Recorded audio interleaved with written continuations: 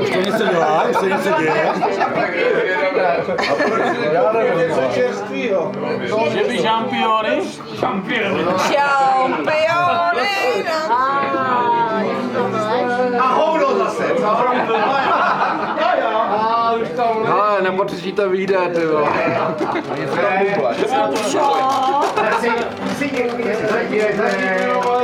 Ty vole, takhle skvělý narození bych nechtěl mít, ty vole.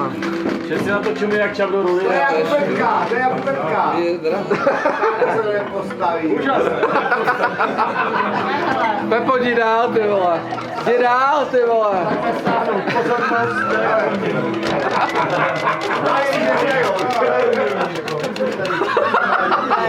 Ale to Ronco Pozor, dýchá, jo. No a... Tady prosím ho zalejce. Tady na čepeče. Na čepiček, jaký čepiček? Tuším, že tam bude. Ale já nevím, co mi roste teda, jako jo, ale... Pepo, asi nic, jako jsi sprdělý, jo. To je tvůj obrázek, ne můj, tvůj.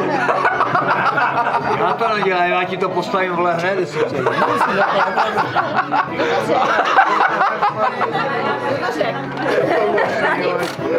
Tomu nevěřím, ty vole. To jsou mě peťusky, něco. Já čekám, já jsem fakt jako napnutý, vole. A já věřím, že na potředí to vyjde. Hele, To se nesmí. když to necvakne, prozradíš nám, co to mělo být. Je tam něco. Musíme dát víc vody ještě. Ten dinosaurus vyleze. nebo Nemělo něco to být jiného. teplej.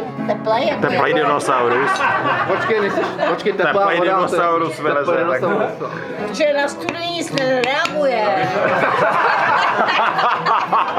Zahraj mu něco. Paní znalkyně. Tak jede. Něco od podlahy. Ale Je tady to ti teče teplej voda dole, jako. Ale, točí ti dole voda.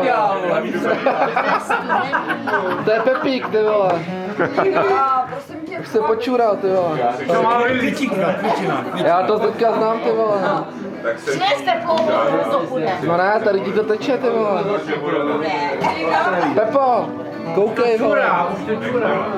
Voláme, to bylo. se to udělalo, ty vole. Vypadá to trochu jako Ale jestli to je všechno, tak je to dobrý, Já bych vole. to vzala. Pepo, vypadá to, že se to udělalo i v klidovém stavu, vole. Jako, takhle to tady funguje, jo, ty vole. Rozvíjej se po pátku. Skoč pro teplo. Krásně vždycky. No věřně. Věřně, skoč pro teplo. To je zklamání, To ty vole. už je v prdeli. Chce to teplo. Ty vole, to neby si ti nepostavil, ani kdybys tam nalo pivo, ty vole. Opravdu funguje to kypřící prášek do pečí. A fakt to funguje, kurva, 10krát se to dělá. Ale na filmu to svojde.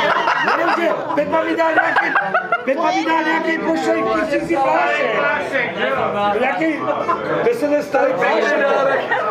To vůbec tak Pepo, ty vole, to si necháš líbit, ty vole. To je sterilní. Jo, dneska nepůjdu spát. To jsem chtěl to vzal do rukou.